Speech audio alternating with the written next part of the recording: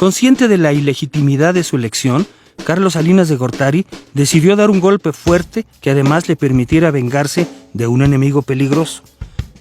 Empezando enero de 1989, el ejército y la policía asaltaron la casa del cacique petrolero Joaquín Hernández, La Quina, que entre otras cosas había publicado el pasquín Un asesino en la silla, en el que denunciaba la muerte de una sirvienta a manos del niñito Carlitos Salinas de Gortari.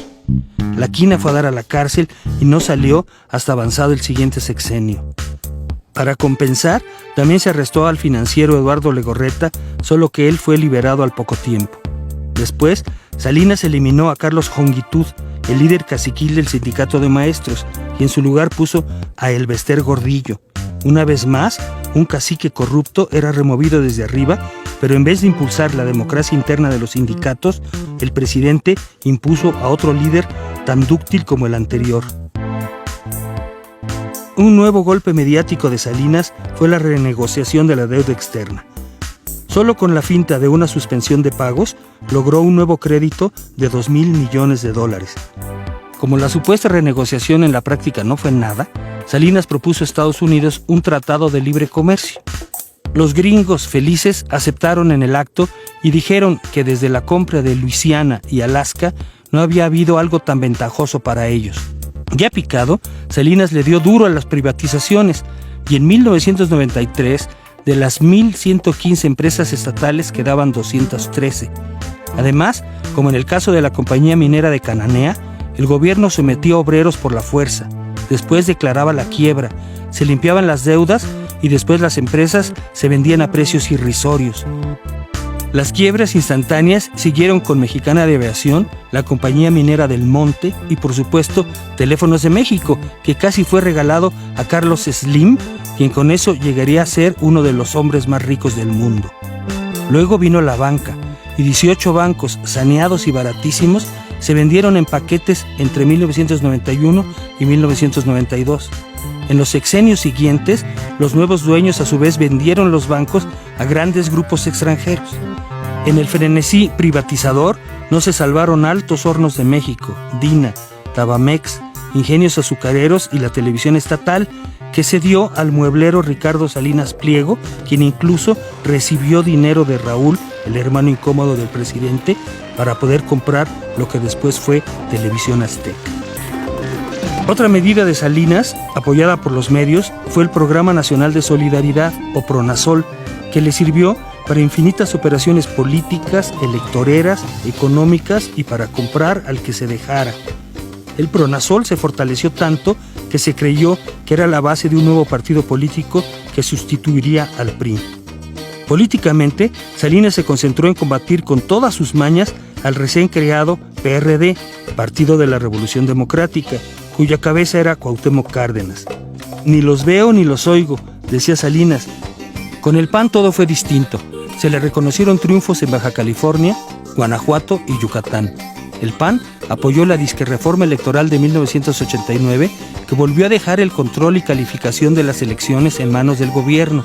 Y por eso, en las elecciones intermedias, el PRI, cínica e impunemente, volvió al carro completo. En las elecciones de la gubernatura de Guanajuato, Salinas inauguró las concertasesiones, en las que el voto no contaba nada porque se imponían los acuerdos en lo oscurito entre el PRI y el PAN. Con un poder enorme, Salinas hizo entonces lo que se le dio la gana, como las reformas al artículo 130 para establecer relaciones con el Vaticano y dar sitio político a la curia católica.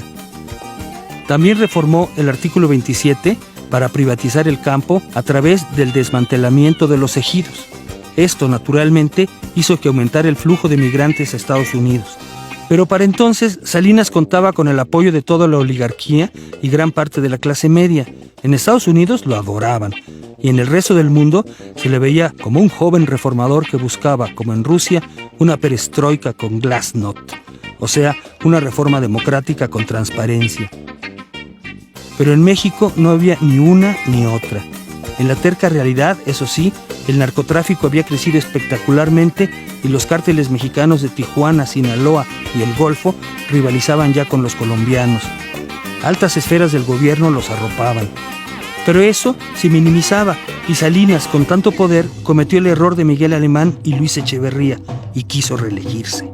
Él tampoco pudo, con lo que empezó a divertirse con el juego del tapado, en el cual Luis Donaldo Colosio y Manuel Camacho Solís eran los más fuertes suspirantes. Pero las cosas se empezaron a descomponer en 1993, cuando el cardenal Juan José Posadas murió en medio de narcotraficantes. Nadie creyó la explicación Nintendo que por televisión dio el procurador de justicia. Y empezando 1994, cuando se iniciaba oficialmente el TLC, vino el alzamiento del Ejército Zapatista, EZLN, de indígenas chiapanecos, cuyo líder indiscutible resultó poco después el subcomandante Marcos, con su capucha, pipa, gran humor y capacidad para versificar, quien se volvió gran celebridad internacional. En un principio, Salinas quiso aplastar la rebelión indígena, pero pronto cambió de táctica y decidió aprovechar las circunstancias para meterle calambres a Luis Donaldo Colosio, ya ungido como candidato del PRI, con las negociaciones en Chiapas que encargó a Manuel Camacho.